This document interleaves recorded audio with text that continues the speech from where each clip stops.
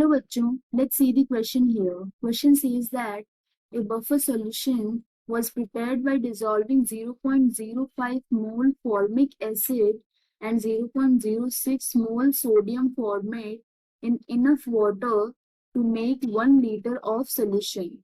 Ka for formic acid is 1.8 multiplied by 10 raised to power minus 4. A. Calculate the pH of the solution. B. If the solution were diluted to 10 times its volume, what would be the pH? C. If the solution in B were diluted to 10 times its volume, what would be the pH? यहाँ पे solution start करते हैं और सबसे पहले हम start करेंगे की concept के साथ में. इस केस के लिए की concept हो जाएगा फॉर्मूला जिससे हम फाइंड आउट करेंगे पीएच. तो पीएच के लिए फॉर्मूला इस केस में हो जाएगा pKa plus log of concentration of salt divided by concentration of acid in this case. और pKa इसकी वैल्यू होती है negative log of Ka value. यहाँ पे अब फर्दर सॉल्यूशन स्टार्ट करते हैं. Ka की वैल्यू यहाँ पे गिवन है फॉर्मिक एसिड के लिए 1.8 multiplied by 10 raised to power minus 4. That means pKa ये हो जाएगा negative log of 1.8 multiplied by 10 raised to power minus 4. This will be equal to 4 minus log of 1.8. इस केस में एसिड जो कि है फॉर्मिक एसिड और सॉल्ट यहाँ पे इस केस में गिवन है हमारे पास sodium formate that is HCOO Na. ये रिएक्ट करेंगे और फॉर्म होगा यहाँ पे एसिडिक बफर. इस केस के लिए हमारे पास जो वॉल्यूम है वो गिवन है 1 litre. moles in case of, so here we will write down moles. तो moles formic acid के लिए given है 0.05 और जो salt है उसके लिए given है 0.06. बट जैसा कि हम देख सकते हैं इस केस में जो वॉल्यूम है सॉल्यूशन की वो given है 1 litre. As volume is equal to 1 litre, जैसा कि हम जानते हैं concentration this is equal to moles divided by volume of solution. तो वॉल्यूम यहाँ पे 1 लीटर है, दैट मीन्स कंसंट्रेशन इक्वल हो जाएगी मोल्स के.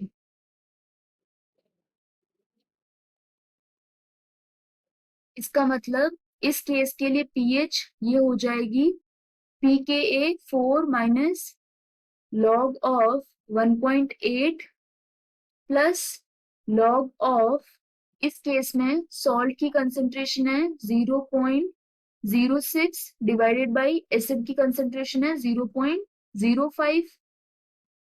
जब इसको हम सॉल्व करेंगे तो ये इक्वल हो जाएगा, this will be equal to 4 minus log of 1.8 plus log of, ये वैल्यू हो जाएगी 1.2. जब इसको हम सॉल्व करेंगे तो इसकी वैल्यू आ जाएगी 3.83. यहाँ पे ये वैल्यू हो गई ए केस के लिए, दैट इज ए केस में पीएच की वैल्यू हो गई 3.83. बी केस में बोला गया है if this solution were diluted to 10 times its volume. इसका मतलब क्या हो गया, जो वॉल्यूम है उसको 10 टाइम्स इंक्रीज कर दिया है. बट जैसा कि हम देख सकते हैं यहाँ पे ये जो इंक्रीज इन वॉल्यूम होगा ये acid as well as salt दोनों के लिए होगा. दैट मीन्स यहाँ पे जो न्यू कंसेंट्रेशन हो जाएगी बी पार्ट के लिए, यहाँ पे सॉल्ट और एसिड है, इनके लिए जो न्यू कंसेंट्रेशन होगी, कंसेंट्रेशन को हम डिनोट करते हैं सी से, तो सी डैश इस केस में सॉल्ट के लिए हो जाएगी ये वैल्यू इनिशियली थी 0.06 डिवाइडेड बाय 10. और एसिड के लिए हो जाएगी 0.05 डिवाइडेड बाई 10। बट जैसा कि हम देख सकते हैं फॉर्मूला में यहाँ पे क्या गिवन है, pH equals to pKa plus log of concentration of salt divided by concentration of acid. इसका मतलब ये जो डिक्रीज हो रहा है कंसंट्रेशन में, ये इक्वल डिक्रीज हो रहा है, तो ये कैंसिल आउट हो जाएगा इस केस में। का मतलब जो न्यू pH की वैल्यू है वो इक्वल होगी जो हमने अभी pH फाइंड आउट की है, दैट इज बी केस के लिए न्यू pH ये इक्वल हो जाएगी जो ओल्ड pH हमने पहले फाइंड आउट की थी विच वाज 3.83। अब सी पार्ट में हमारे पास गिवन है कि ये जो बी पार्ट में सॉल्यूशन फॉर्म किया है इसको डाइल्यूट किया है 10 टाइम्स। दैट मीन्स यहाँ पे क्या हो जाएगा अब न्यू कंसेंट्रेशन।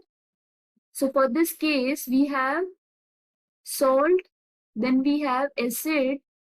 इस केस के लिए new C dash that is new concentration ये हो जाएगी, सॉल्ट के लिए कंसेंट्रेशन ये थी 0.06 divided by 10।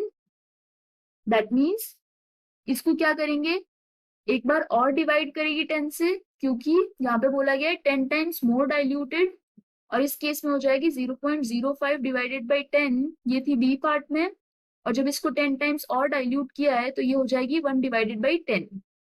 Okay, that means इस केस में भी सेम सिचुएशन होगी बिकॉज फॉर्मूला में लॉग ऑफ सॉल्ट की कंसेंट्रेशन डिवाइडेड बाई एसिड की कंसेंट्रेशन, और जो डिक्रीज है वो इक्वल है। दैट मीन्स सी पार्ट में भी जो न्यू पीएच होगी इस केस में वो इक्वल होगी पीएच जो बी पार्ट में थी एंड विच इज 3.83। इसका मतलब क्या हो गया कि बी, सी और ए पार्ट इन तीनों में ही pH की वैल्यू सेम ही रहती है which is 3.83. So this is the final answer. I hope you understood the explanation. All the best.